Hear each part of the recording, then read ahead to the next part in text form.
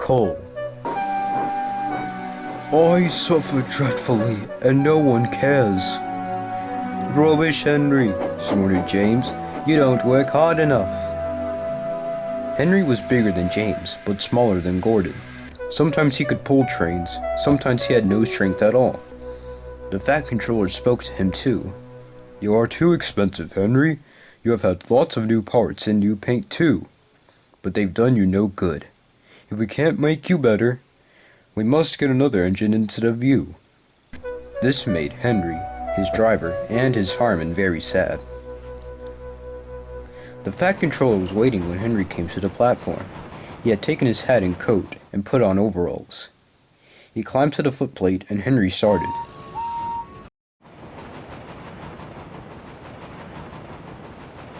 Henry is a bad steamer, said the fireman. I build up his fire, but doesn't give enough heat. Henry tried very hard, but it was no good. He had not enough steam, and they stopped outside Edward Station. Oh dear, thought Henry sadly. I shall have to go away. Edward took charge of the train. Henry stopped behind. What do you think is wrong, fireman? Asked the Fat Controller. The fireman mopped his face. Excuse me, sir, he answered, but the coal is wrong. We have had a poor lot lately, and today it's worse. The other engines can manage. They have big fireboxes. Henry's is small and can't make the heat. With Welsh coal, he'd be a different engine. It's expensive, said the Fat Controller thoughtfully, but Henry must have a fair chance. James shall go and fetch some. When the Welsh coal came, Henry's driver and fireman were excited. Now we'll show them, Henry, old fellow. They carefully oiled all his joints and polished his brass till it shone like gold. His fire had already been lit, so the fireman made it carefully. He put large lumps of coal like a wall round the outside. Then he covered the glowing middle part with smaller lumps. You're spoiling my fire, complained Henry. Wait and see, said the fireman. We'll have a roaring fire just when we want it. He was right. When Henry reached the platform, the water was boiling nicely, and he had to let off steam to show how happy he was. He made such a noise that the Fat Controller came out to see him. How are you, Henry? Pip, peep, peep, whistled Henry. I feel fine. Have you a good fire, driver? Never better, sir, and plenty of steam. No record breaking, warned the Fat Controller, smiling. Don't push him too hard. Henry won't need pushing, sir. I'll have to hold him back.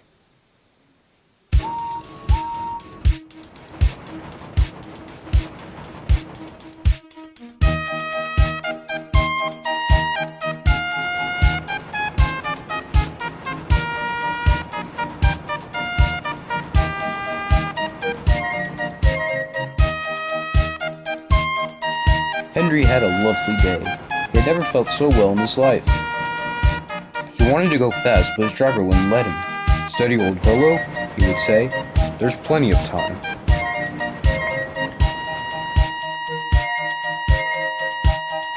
They arrived early at the junction. Where have you been, lazy bones? Asked Henry when Thomas puffed in. I can't wait for darling tank engines like you. Goodbye. Whoosh, said Thomas Andy and Clarabelle as Henry disappeared. Have you ever seen anything like it? Both Annie and Clarabelle agreed that they never had. The Flying Kipper.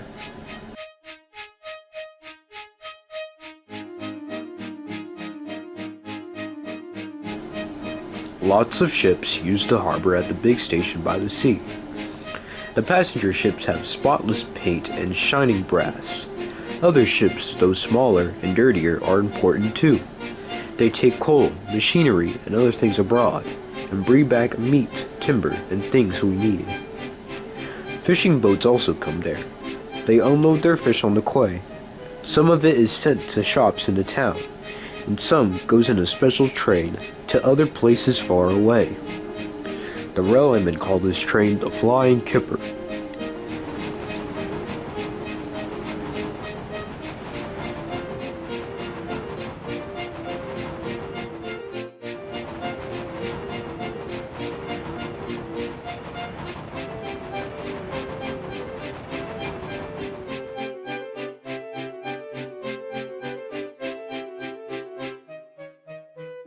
One winter evening, Henry's driver said, "We'll be out early tomorrow. We've got to take the Flying Kipper." "Don't tell Gordon," he whispered, "but I think if we pull the Kipper nicely, the Fat Controller will let us pull the Express." "Hurrah!" cried Henry, excited. "That will be lovely." He was ready at 5 o'clock. There was snow and frost. Men hustled and shouted, loading the vans with crates of fish. The last door banged, the guard showed his green lamp, and they were off. Come on, don't be silly, puffed Henry to the vans as his wheels slipped on the icy rails. The vans shuddered and groaned. Truck trick, all right, they answered.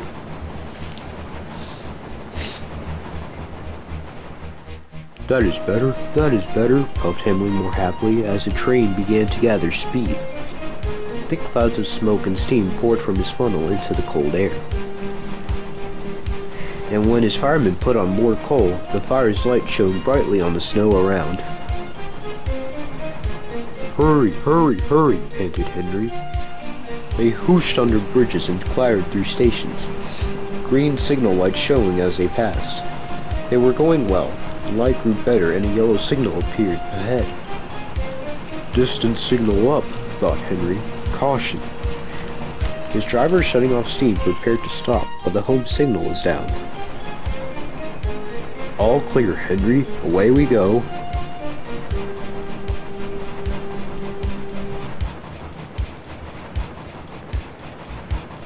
They couldn't know the points from the main line to a siding were frozen, and that the signal had been set at danger. A fall of snow had forced it down. A goods train waited in the siding to let the Flying Kipper pass. The driver and fireman were drinking cocoa in the brake van. The guard pulled out his watch. The Kipper is due, he said. Who cares, said the fireman. This is good cocoa. The driver got up. Come on, fireman, back to our engine. Hey, the fireman grumbled. I haven't finished my cocoa yet. The sudden crash. The brake van broke.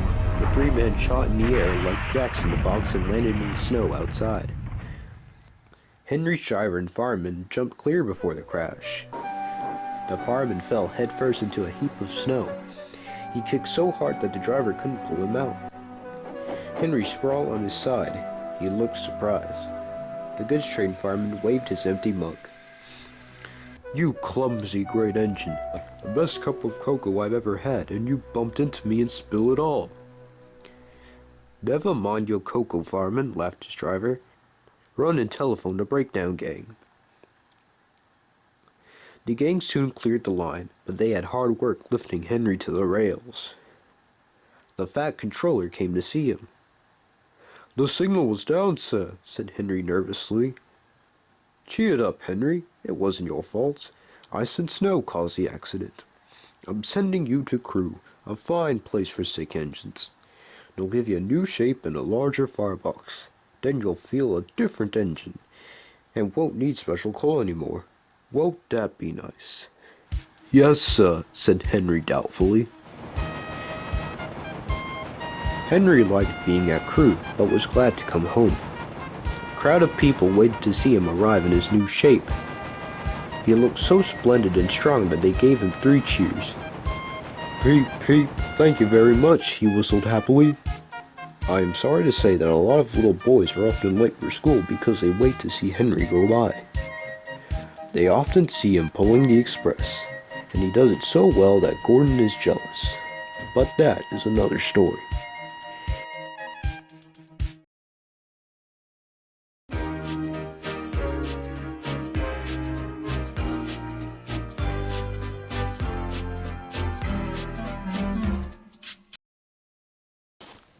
Gordon's whistle. Gordon was cross. Why should Henry have a new shape? He grumbled. A shape good enough for me is good enough for him. He goes gallivanting off to Crew, leaving us to do his work. It's disgraceful. And there's another thing. Henry whistles too much. No respectable engine ever whistles loudly at stations. It isn't wrong, said Gordon. but we just don't do it. Poor Henry didn't feel happy anymore. Never mind, whistled Percy. I'm glad you are home again. I like your whistling. Goodbye, Henry, called Gordon next morning as he left the shed. We're glad to have you with us again, but be sure and remember what I said about whistling. Later on, Henry took a slow train and presently stopped at Edward's station. "Hello, Henry," said Edward. "You look splendid. I was pleased to hear your happy whistle yesterday." "Thank you, Edward," smiled Henry. "Shh, shh. Can you hear something?" Edward listened, far away, but getting louder and louder was the sound of an engine's whistle. "It sounds like Gordon," said Edward, "and it ought to be Gordon, but Gordon never whistles like that." It was Gordon. He came rushing down the hill at a tremendous rate. He didn't look at Henry, and he didn't look at Edward. He was purple in the boiler and whistling fit to burst. He screamed through the station and disappeared. "Well," said Edward, looking at Henry. "It isn't wrong," chuckled Henry, "but we just don't do it." And he told Edward what Gordon had said. Meanwhile, Gordon screeched along the line.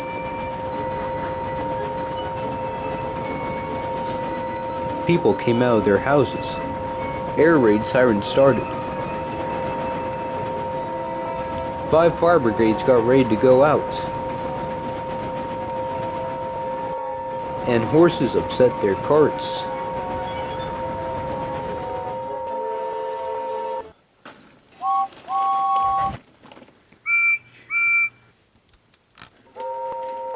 At the big station, the noise was awful.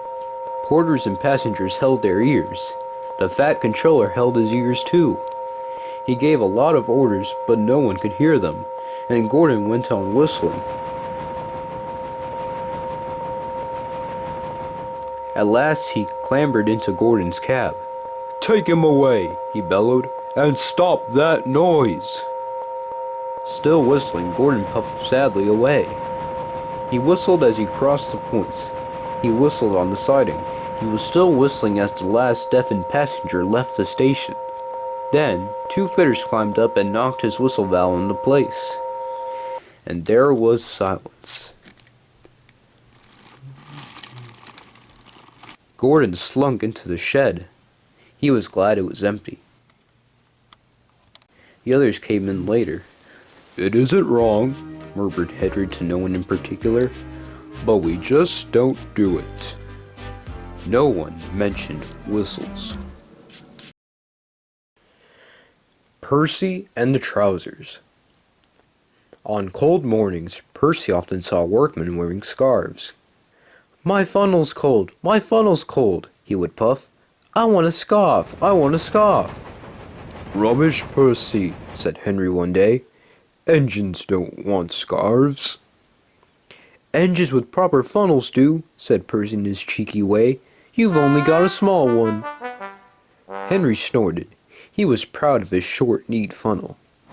Just then, a train came in, and Percy, still puffing, "I want a scarf, I want a scarf," went to take the coaches to their siding. His driver always shut off steam just outside the station, and Percy would try to surprise the coaches by coming in as quietly as he could. 2 porters were taking some luggage across the line. They had a big load, and were walking backwards to see that none fell off the trolley. Percy arrived so quietly that the porters didn't hear him till the trolley was on the line. The porters jumped clear.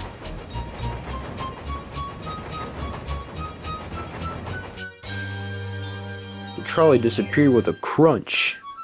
Boxes and bags burst in all directions. "Oh!" groaned Percy and stopped. Sticky streams of red and yellow jam trickled down his face. A top hat hung on his lamp iron. Clothes, hats, boots, shoes, skirts, and blouses stuck to his front. A pair of striped trousers coiled lovingly around his funnel. They were gray no longer. Angry passengers looked at their broken trunks. The fat controller seized the top hat. "Mine," he said crossly. "Percy," he shouted, Look at this." "Yes, sir, I am, sir," a muffled voice replied. "My best trousers, too." "Yes, sir. Please, sir," said Percy nervously. "I am very cross," said the Fat Controller. "We must pay the passengers for their spoilt clothes. My hat is dented and my trousers are ruined, all because you will come into the station as if you were playing grandmother's steps with the coaches." The driver unwound the trousers. The Fat Controller waved them away. "Percy wanted a scarf? He shall have my trousers for a scarf. They will keep him warm." Percy wore them back to the yard. He doesn't like scarves now. Henry sneezed. One lovely Saturday morning, Henry was puffing along. The sun shone, the fields were green, the birds sang. Henry had plenty of steam in his boiler, and he was feeling happy. "I feel so well, I feel so well," he sang. "Trickety-trock, trickety-trock," hummed his coaches. Henry saw some boys on a bridge. "Peep, peep, hello," he whistled cheerfully. "Peep, peep, peep," he called the next moment. "Oh, oh, oh!" For the boys didn't wave and take his number. They dropped stones on him instead. They were silly, stupid boys who thought it would be fun to drop stones down his funnel. Some of the stones hit Henry's boiler and spoiled his paint. One hit the fireman on the head as he was shoveling coal, and others broke the carriage windows. "It's a shame, it's a shame," hissed Henry. "They've broken our glass, they've broken our glass," sobbed the coaches. The driver opened the first aid box, bandaged the fireman's head, and planned what he was going to do. They stopped the train and the guard asked if any passengers were hurt. No one was hurt, but everyone was cross. They saw the fireman's bumped head and told him what to do for it, and they looked at Henry's paint. "Call the police," they shouted angrily. "No," said the driver, "leave it to Henry and me. We'll teach those lads a lesson."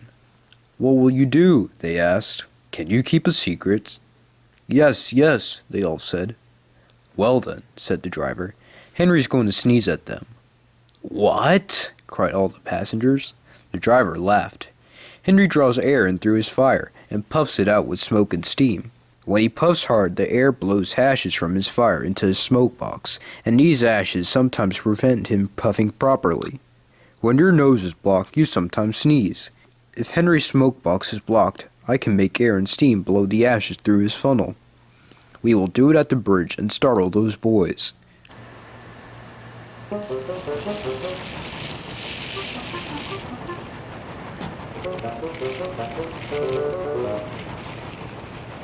Henry puffed onto the terminus, where he had a rest.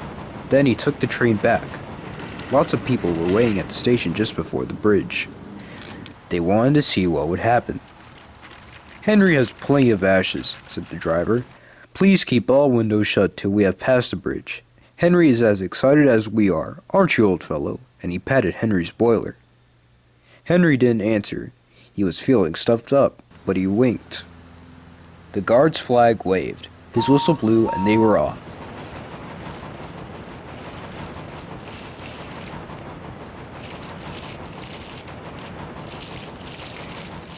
Soon, in the distance, they saw the bridge. There were the boys, and they all had stones. "Are you ready, Henry?" said his driver. "Sneeze hard when I tell you."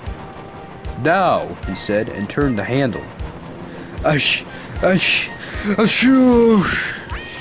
Smoke and steam and ashes spouted from his funnel. They went all over the bridge, and all over the boys, who ran away as black as soot. "Well done, Henry," laughed his driver. "They won't drop stones on engines again. Your coat is all black, but we'll rub you down and paint your scratches, and you'll be as good as new tomorrow." Henry has never again sneezed under a bridge. The Fat Controller doesn't like it. His smoke box is always cleaned in the yard while he is resting. He has now gone under more bridges than he can count. But from that day to this, there have been no more boys with stones.